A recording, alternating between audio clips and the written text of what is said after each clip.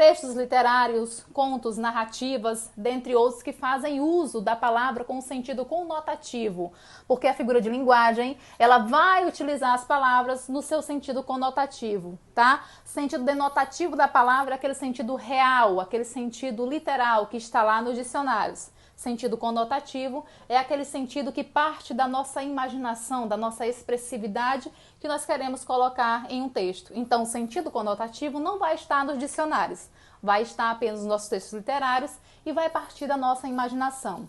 As figuras de linguagem repousam aí nas palavras com sentido conotativo. Tudo bem? Certo. Vamos entender então um pouco de cada uma dessas que eu coloquei. Aqui nós temos o mesmo mapa conceitual, que eu pedi que vocês copiassem no caderno, e aqui nós vamos ver uma por uma, tá? Primeiro vamos começar com a comparação. Quando eu falo comparação, eu falo o quê? Comparar, não é?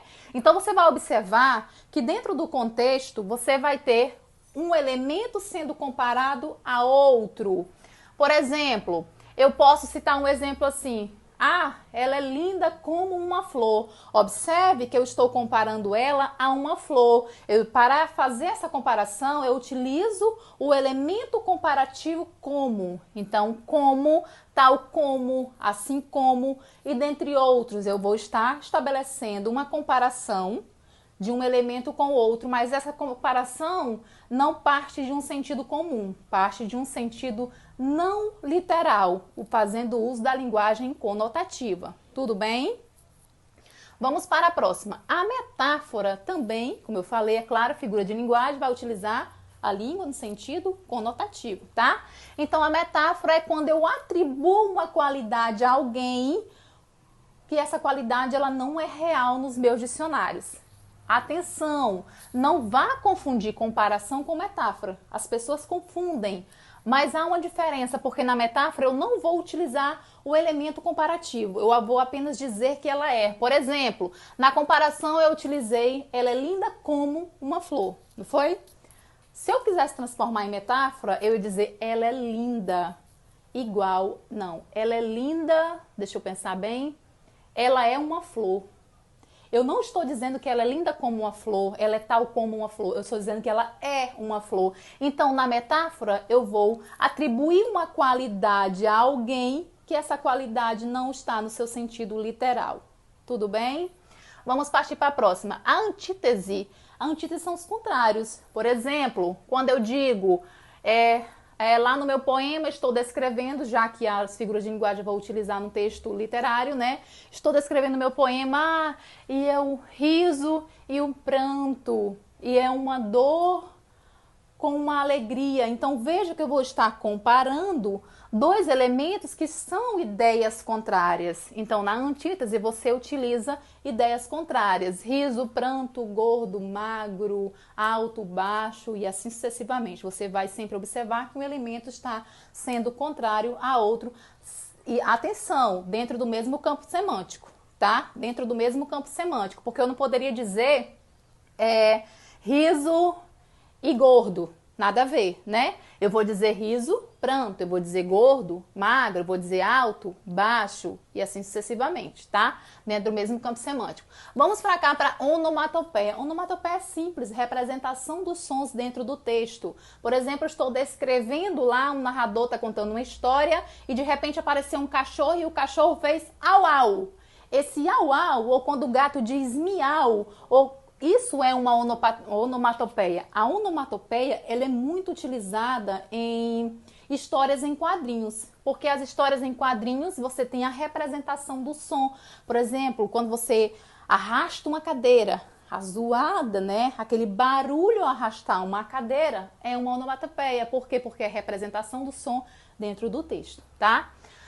Continuando, a ironia, né? Ironia, a linguagem dos adolescentes. Ironia nós utilizamos muito no nosso dia a dia, quando nós queremos afirmar uma coisa ao contrário daquilo que nós queremos dizer. Por exemplo, quando você vê alguém que você acha, ao seu ver, é claro, que aquela pessoa não está bem arrumada, não está bem colocada, você diz, bonitinha, querendo dizer feinha, né?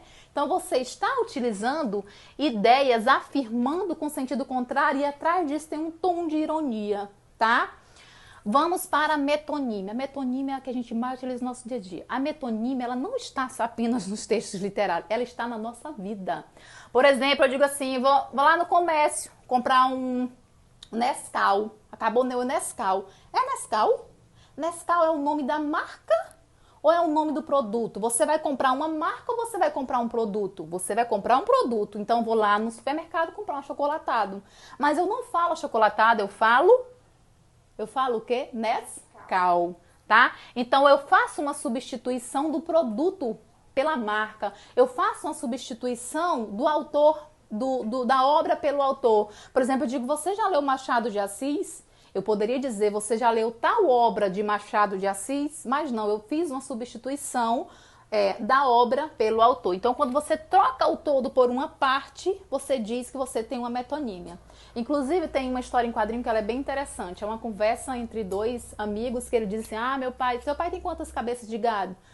O meu pai tem tantas cabeças de gados. Aí o outro diz, o meu pai só tem uma, mas ele tá inteirinho, né? Então ele quis dizer o quê? Que as cabeças de gado, a cabeça representa o gado todo. Então ele fez uma substituição do todo por uma parte. Aqui é uma metonímia, tá?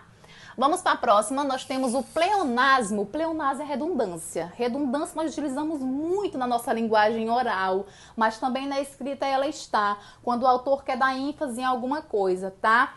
A gente diz assim, menino, desce para baixo, sobe para cima, né? Então, você está fazendo o quê? Uso de termos redundantes. Isso a gente chama de pleonasmo. Lembrou? Pleonasmo, redundância. Pleonasmo sempre será a redundância, tá? A hipérbole. Hipérbole, você diz, dia de terça-feira. A gente tem 5 horários, 1 hora cada um.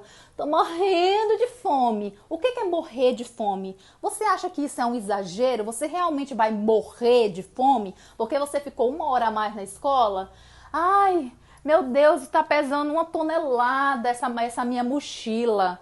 Realmente sua mochila está pesando 1 tonelada? Então você fez uso do exagero. Você exagerou, meu amor. Então, se você exagerou, você utilizou uma hipérbole. Hipérbole é os exageros, tá? A catacrese. Catacrese é uma metáfora cristalizada. Por quê? Porque é uma metáfora que já ficou na nossa sociedade.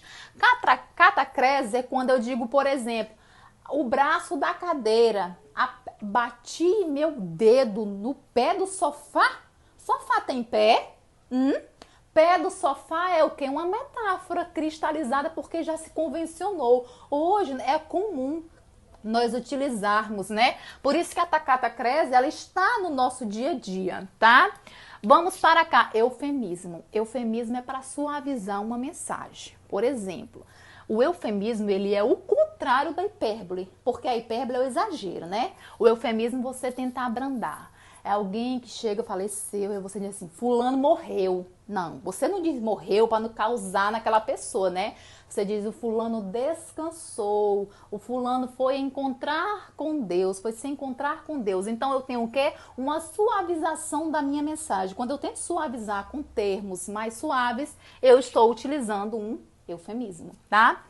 Último aqui, nós temos esse ainda vamos para a personificação. Personificação é quando eu dou características humanas para seres inanimados. Por exemplo, a fábula. Na fábula é um gênero que você tem os animais, que são os personagens. Esses animais, eles agem como seres humanos, eles pensam, eles sentem, né? Então, eles ganham vida e isso nós podemos dizer que é uma personificação, porque nós temos seres inanimados sendo atribuída a eles características de seres humanos. Por exemplo, quando você tem lá uma narrativa, você tem um poema, você tem um texto literário em que a cadeira fala. Quando essa cadeira fala, eu estou atribuindo a essa cadeira uma característica humana a ela. Então, eu estou fazendo uma personificação, tá? Vamos para o último. O último é o paradoxo. O paradoxo tem um exemplo aqui, ó, de um poema